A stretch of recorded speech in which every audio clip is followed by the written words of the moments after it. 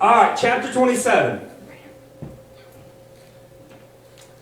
All right, so, and when it was determined that we should sail unto Italy, all right, so now remember where we're at. Paul is the whole courtroom persecution type deal. It's transitioning out of that, and now they're about to travel. Okay, so when it was determined that we should sail unto Italy, they delivered Paul and certain other prisoners. Okay, so now it's still going on, but they're being transported. Okay. And certain other prisoners unto one named Julius, a centurion of Augustus, band. And entering into a ship of Adaramtithium, something like that, we launched, meaning to sail by the coasts of Asia. One Aristarchus, a Macedonian, and Thessalonical, being with us. And the next day we touched at Sidon, and Julius courteously entered Paul and gave him liberty to go into his friends to refresh himself. So, now, what's interesting is they went onto a ship. Now, this wasn't just some fisherman's boat and they sailed. This was actually a export and import boat. So, the prisoners got on this import-export boat, probably transferring wheat, which we'll probably find out later. But it was one that would deliver goods and such. 3. The route of travel reflects the need to sail close to land and the limited ability of ancient ships to tack against the winds. So with these delicacy of these ships, they couldn't go too far out because the winds and the waves would get them. Because they weren't built like our ships today. I mean, for their time they were good, but they were still a wooden vessel, and they stayed along the coast because the winds and the waves weren't as bad on the coast. So they tried to always sail as close to the shore as possible. And when we had launched, it was also interesting, I read that they almost kind of had some freedom because it says that Paul had liberty to go and see his friends. So he had to have, some scholars think that there were actually Christians there from the first, I don't want to say crusade, but from the first evangelist, that Christians migrated to this land, and he was going and visiting some of his friends and Christians, is what some scholars actually think that. So he had some liberty. And when we had launched from thence, we sailed under Cyprus because the winds were contrary. And when we had sailed over the sea of my tongue's twisting up on me. Cilicia, yes, I could not get it. Cilicia and Pamphylia, we came to Myra, a city of Lycia. And there the centurion found a ship of Alexandria sailing unto Italy, and he put us therein. So now they have another ship. Okay? Now, I didn't have time to do research, but I'm wondering if that's not supposedly Alexander the Great. Because we know that the timing on some of these books, Alexander the Great was in the Bible. So, I was thinking, I wonder if that's meaning Alexander the Great's ship. I don't know. Just a thought. So, they go to this other city. Now they get on another boat and travel some more. Verse 7. Well, before I ever do verse 7, let me get to my... The ship of Adaramtithium would have taken them out of their way, since it was going to follow the coast of the province of Asia. As a result, at Myra, on the southern coast of Asia Minor, the centurion found a ship from Alexander that was going to Rome. The ship would have been part of a grain supply trade from Egypt to Rome. Verse 7.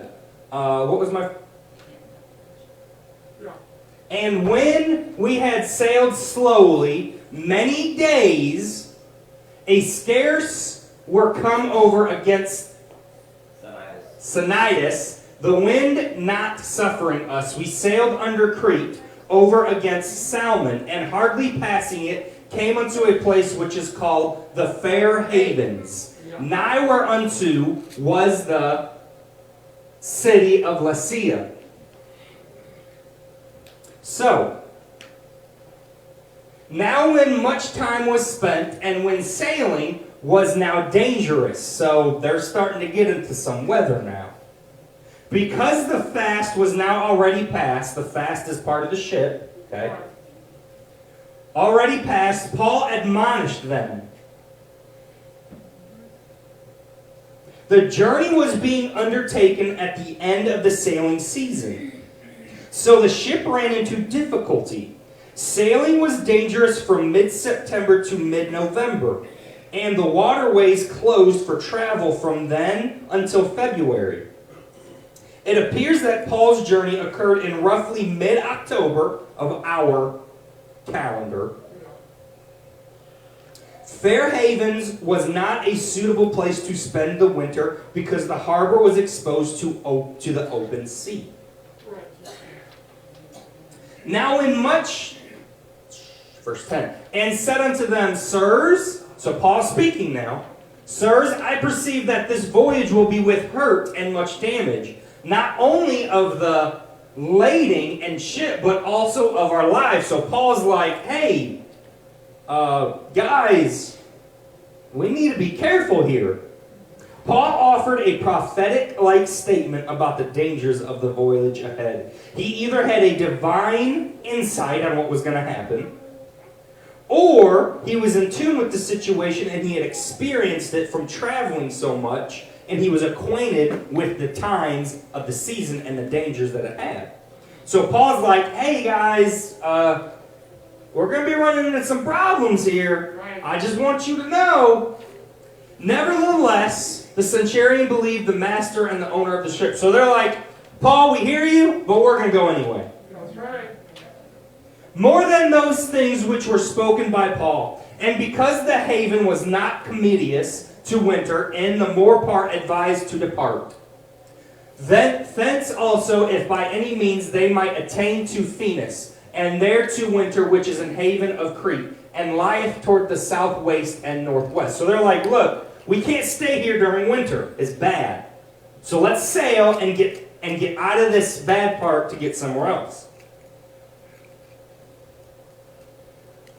The geographical location of Phoenix, or Phoenix it's also called, on the island of Crete was radically changed in the 6th century by an earthquake. I just thought that was fascinating. So the time that island now is different than what it was back then due to an earthquake. Verse 13. And when the south wind blew softly, supposing that they had obtained their purpose, losing thence, they sailed close by Crete. So they're still kind of close to the shoreline. They're following that shoreline up. But not long after there arose against it a tempestuous wind called Euroclydon. And when the ship was caught and could not bear up unto the wind, we let her drive. So, what's going on here? The crew thought that the gentle south wind would push them. Okay, so these are sailing ships. These are ships that, a sailing ship, you let the wind do the work. You adjust your sails so that in such a way that the wind will push you, okay? That's how they had to do this. They didn't have, Hemi engines in their boats like we do today, okay?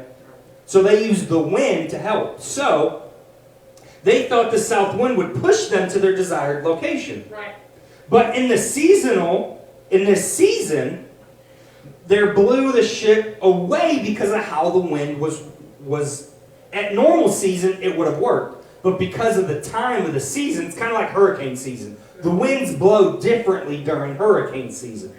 It's the same aspect. They thought, normal situation, hey, the winds will carry us. But because they're in this quote-unquote hurricane season, the winds did not do that. So, they had no choice here. They were actually letting the wind push the boat wherever it decided to go. They had no control over it. That's what that one verse means where it says, And when the ship was caught and could not bear up into the wind, we let her drive. So they're saying, we let the ship go by itself and just whatever happened, happened.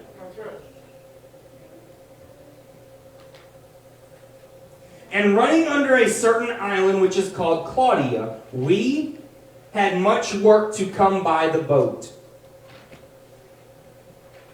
Which when they had taken up, they used helps, undergirding the ship, and fearing lest they should fall into the quicksands, strike sail, and so were driven. So, this tells me that they did what they had to do, okay? It was all hands on deck, prisoners, everybody. They're like, all right, we need everybody's help for this, or else something's going to happen.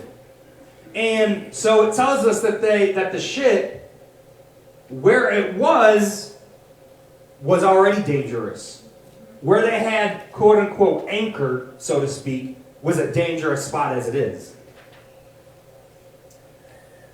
And we being exceedingly tossed, so the boat is going crazy. Okay, they're being tossed. Tempest the next day, they lightened the ship. And the third day we cast out with our own hands the tackling of the ship. Caught in the wind, the sailors had virtually no control over the ship. They tied ropes around the hull to bind it tight and keep it from ripping apart. To gain buoyancy, they adjusted the cargo and all of the stuff that was in it, but not the grain.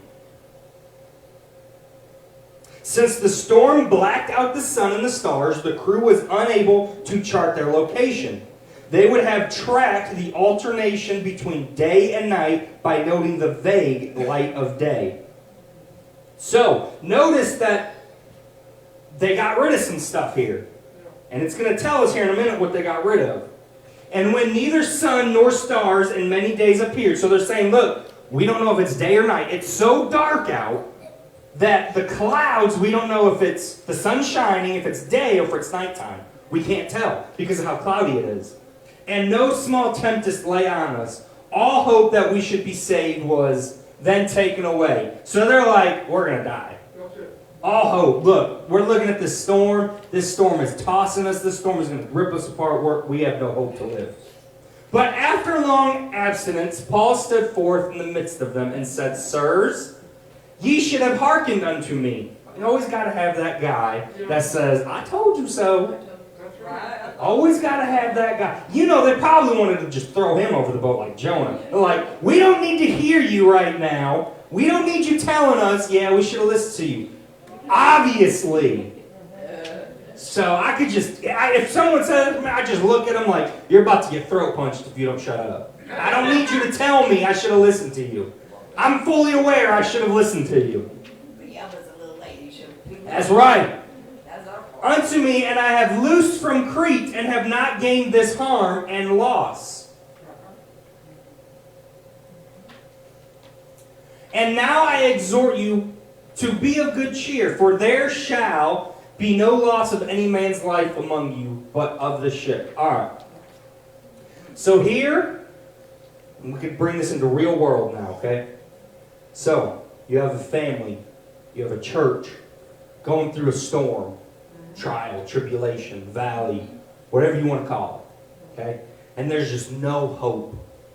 No hope. You don't see any hope. You don't see how it can get turned around. You don't see God. You don't see nothing. Your prayers, you feel like they're being answered. Nothing. Nothing's going on in your life that you're like, I am all by myself. But then all it takes sometimes is one person. One person to say, it's all right. It's going to be okay. You know where you get that at? You get that at church. When your life's falling apart, you come to church to say, you know what? I don't see any hope in this, but I know I'm going to get around to some people. And these people are going to uplift me. These people are going to build me up. These people are going to know, look, I may not see any light right now, but they're going to help me through this.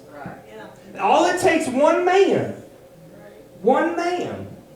So let me twist it. You could be that one person that shines some light in someone's life. It could be something small. Could be a smile. You could be that one person that says, you know what, it's going to be okay. Do you know that?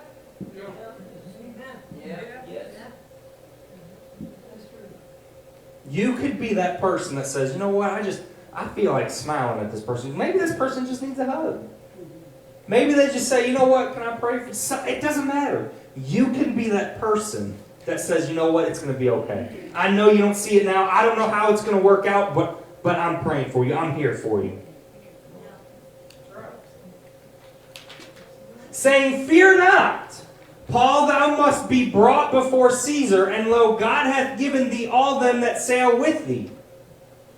Wherefore, sirs, be of good cheer, for I believe God. So, there's another point to this. Okay? So Paul's like, look, I know we're not going to die. You know how I know we're not going to die? Because my purpose hasn't been fulfilled for the God. Right. And I can't die until that purpose has been fulfilled. Right. So my faith's in God. It doesn't matter what's happening around me because I know what my purpose is. If I'm supposed to be here, it doesn't matter how I get there. Yeah. I may get there through a storm. Right. I may have to swim there. I may have to crawl there. But I'm still going to get there. There you go. That's right.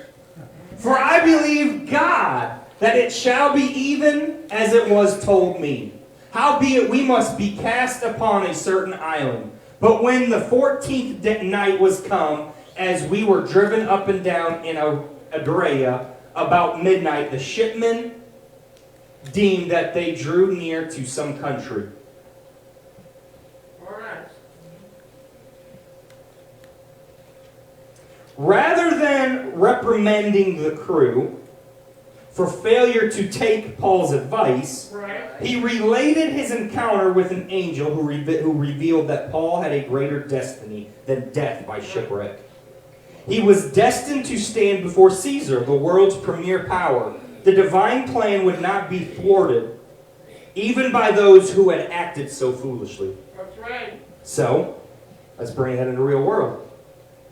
If you have a purpose on your life, if God has a destiny on your life, it don't matter what foolishness is around you or what foolishness people try to bring to you. God will see it in such a way that your destiny is fulfilled. Right. Okay. If someone does something stupid in your life and it affects you, God's purpose is still going to get done, regardless of what that person did. The Adria mentioned here is not the same region that is currently known as the Adriatic Sea between Italy and the former Eucalosavy. It apparently refers to instead of a modern-day Ionian Sea between Crete, Malta, Italy, and Greece, and it extends between the Mediterranean Sea. So they're like, look, this isn't the same sea that we call it now as it was back then. Right.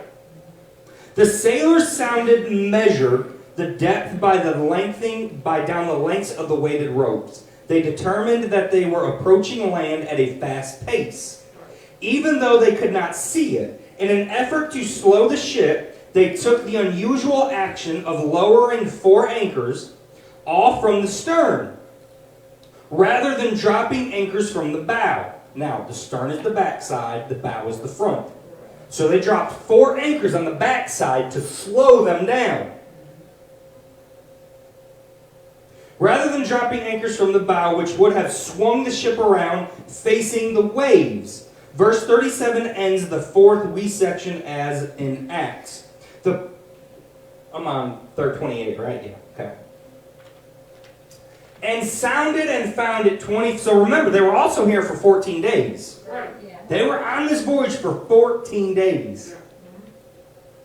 And sounded and found it 20 fathoms, and when they had gone a little further, they sounded again, and found it 15 fathoms. Then fearing lest we should have fallen upon rocks, they cast 4 anchors out of the stern, and wished for the day.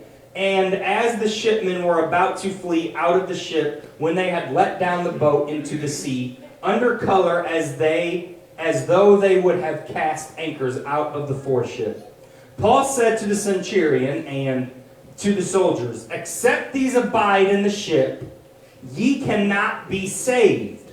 Then the soldiers cut off the ropes of the boats and let her fall off. And while the day was coming on, Paul besought them all to take meat, saying, This day is the 14th day that ye have tarried, and continue fasting, having taken nothing. 14 days. 14 days they did. 14-day fast. Yeah. That was a fast that they didn't want to do, Brother Ron. They were forced on that fast.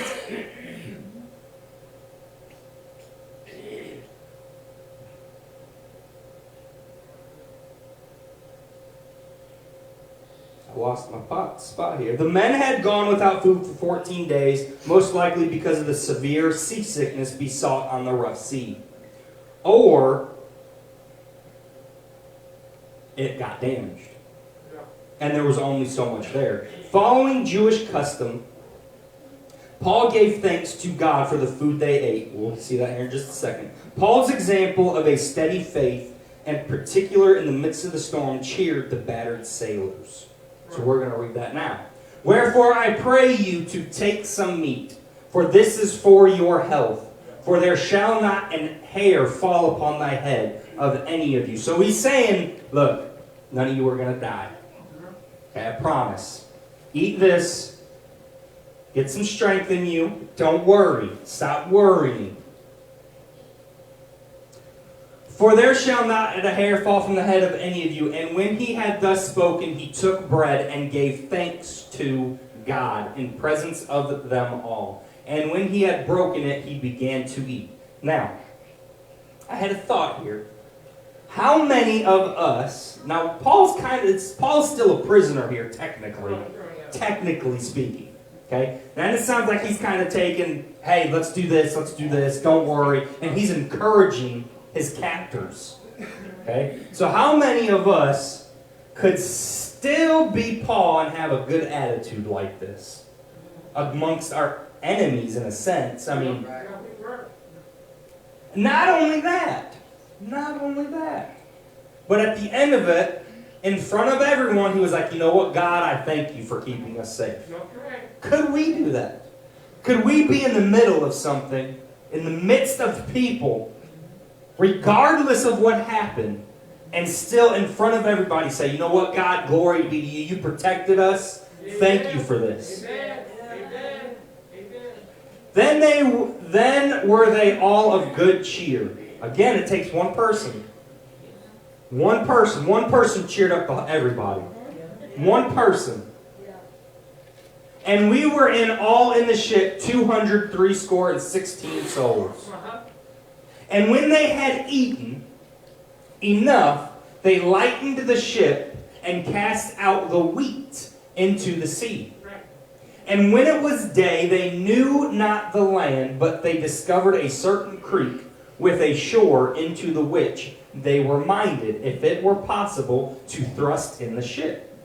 And when they had taken up the anchors, they committed themselves unto the sea, and loosed the rudder bands, and hoisted up the mainsails to the wind, and made toward shore. And falling into a place where two seas met, they ran the ship aground, and the forepart stuck fast, and remained unmovable. But the hinder part was broken with the violence of the waves. And the soldiers' counsel was to kill the prisoners, lest any of them should swim out and escape.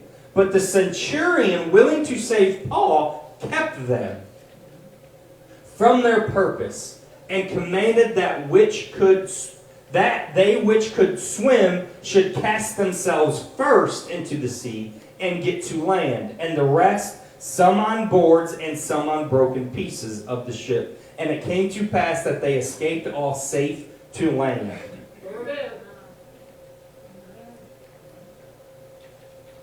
So the crew threw out all the wheat, which they had effectively became ballast, so they could run the ship aground. In the light,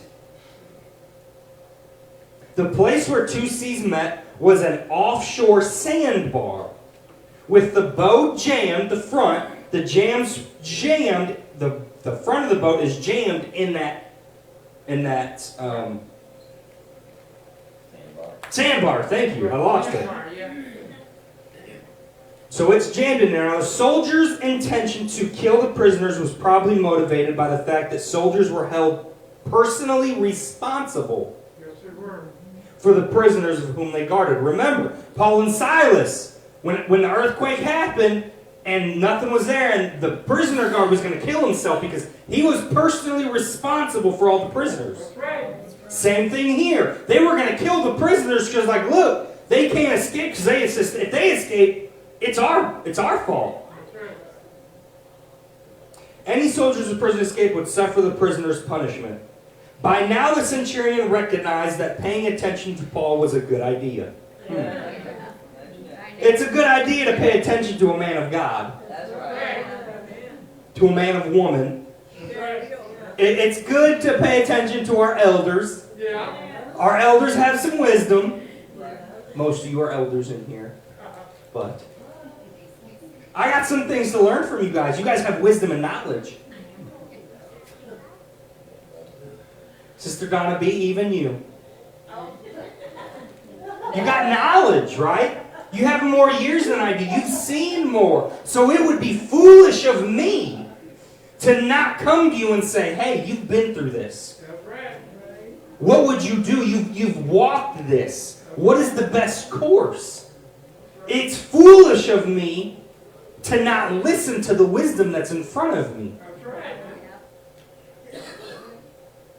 It's foolish. If I can take your pain and make it my wisdom, that's what God wants. There's pain that you guys have gone through, and it should be in such a point to where your pain, you can tell someone else and make that wisdom in someone else's life. You can see, sometimes you don't even have to say anything. Sometimes you can just live it and be that example of, you know what, I notice about Sister So-and-so about always doing this and this and this. And there's an example that gets built up.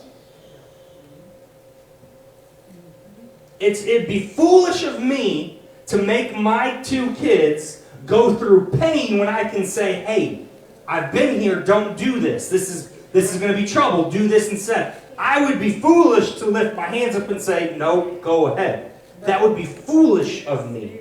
Because I can give them wisdom to sidestep certain things and cause them pain.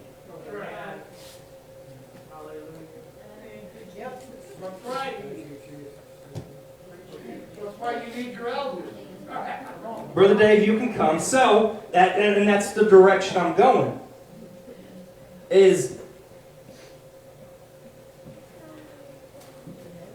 We are. Can I talk for a minute? Let me talk for a minute. Okay. I'm gonna be slightly honest here, okay? And I've talked to Pastor about this, okay? In a sense, this church is a one-generational church. If we're being honest, okay? This is a one-generational church. Okay? This is not a youth generational church. This is not a mid. This is an older generational church. Okay? That's fact. That is a problem. Okay? Because there is nobody prior to that generation to take it to the next levels. Okay, so now the problem we have is we have a young generation, we have an old generation, and we have a bridge generation. And I was talking to Brother Welchel about this a couple Sundays ago. Is you have a younger generation who wants nothing to do with the older generation because they feel their vision is the best, and by God, this is what I feel. Then you have an old generation who doesn't want to conform to a younger generation because it worked in my day and this is how we still do it. And that's a problem you have. Because you have a young generation who doesn't respect the elders and the wisdom that they have, but then you have the elders that don't respect the younger generation for the vision that they have for the next level. Right. And see, what we need is we need a bridge. We need a bridge that takes a younger generation's vision, one that has, you know what, we've been doing things so long, it's time for a change. We need that vision, but we need the wisdom of the elders to help guide that vision. And see, it's hard to get both sides to see each other. It's hard for the elders to say, you know what? We've done it so long this way, it's now time for something else to happen in a newer generation. It's hard for elders to do that. It's well, so be it. This is how I did it. This is how it always is. This is how it needs to be. But you have that younger generation who doesn't want to take anything, the wisdom that the elders have, to help them to envision what they have. Right. That's true. And that's what we need. I need to be able to go to you. I need to be able to go to Brother Welch or Brother Odie and some of you elders and say, hey, I need your wisdom here. Okay? But I also need you to help me with my vision. Right. Exactly. Perfect example when we first came in here, Brother Heights. Brother Heights, when I got the projector, I started doing some crazy stuff, okay? And Brother Heights was not, he was taken back slightly by it. But he had enough wisdom to know, you know what? I need to accept this. And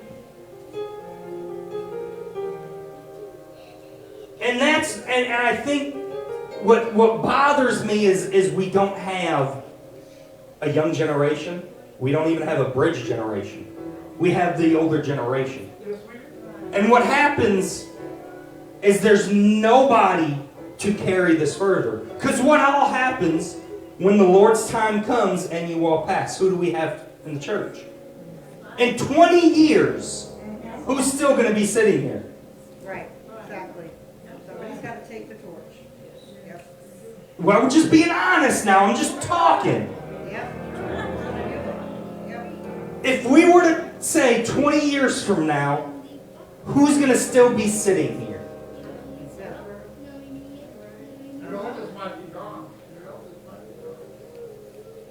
And that's why it's so critical that we get out of a one-generational church. That's why it's so critical that we modernize things. Not conforming. Not conforming, that's not what we're doing. But we have to make it presentable in such a way that reaches that younger generation. Hymns don't reach a younger generation. My songs don't reach that younger generation anymore. I'm now kind of old. I'm not 18 anymore. I'm not a teenager. I mean, I'm not pastor old. I was going to pick on someone else, but I'll pick on my dad. I'm not pastor old. Actually, I should say my mom, because she's the older one. So I'm not my mom old. But I'm not 18 either. You're in the mid-range. I'm in the mid-range, and that's why it's so critical that we change, that we modernize, that we just don't do the things that we did 20 years ago. And not only, as First Lady said, is that was great for this generation. That was great. But that doesn't work for our newer generation. That doesn't work for a generation that's completely digitalized. It doesn't work for a generation who flips on YouTube, flips on Facebook, and watches 45 minutes service. Okay, I had my God time. Those are the people that are out there that we have to reach. It's not a people of, well, we could come into church and be in here for 3 hours. We don't have those type of people anymore. Those people, that's a dying breed. So we have to change our mindset. We have to change our ways to say, okay, where do I fall? Am I going to be the reason hindrance comes? Do I fall in the age to where, you know what? All I can give is my wisdom. That's all I can give is my wisdom. But then we also need to have ones with the certain age group that say, you know what? Elders, when you pass, don't you worry, I got this. Right, right. We need them both. Yes, we You do. definitely need the whole. And that's what's so critical when I feel our social media is the best course of outreach right now. It is. It is. I told Pastor, I was like, Pastor, I was like, Dad, I was like, door knocking, that doesn't do anything. We've door knocked, we've passed out flyers. Now, we don't know what seeds has been created, but you have to take a step back. And you need to do this in your life. You need to look, step back and say, am I doing something that has no bearing? And if you can look back and say, this has no effect on my life, then you need to cut it off. If this isn't moving me forward, Right. it's useless. And we need to have that mindset. Yes. We need to have the mindset of, you know what? This isn't working in my life.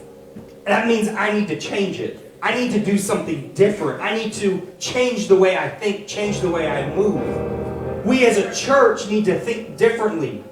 We as a church, we're not going to have people that know exactly how to dress. We're not going to know.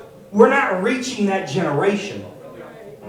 We are reaching a fatherless generation. That's what they are labeled as, a fatherless generation. And I had this thought. And I was thinking, I was like, we were told that we live in a rebellious time and it's rebellion. And I started to really think about it. And I started to think, I was like, you know what? I don't think it's really rebellion.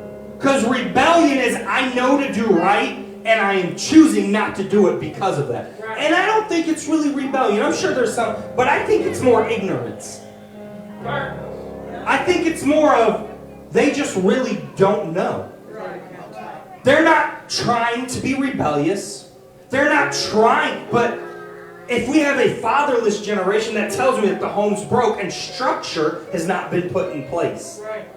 And with no structure, there's no form of education, there's no knowledge. There's nothing to get passed on to a father, to a son or daughter that says, hey, this is proper etiquette. This is what you do. So I think it's more of an ignorance. Because these people, these kids, they've not been taught. And now I could be wrong. I'm not saying that that's correct. But I feel that it's more that they just don't know.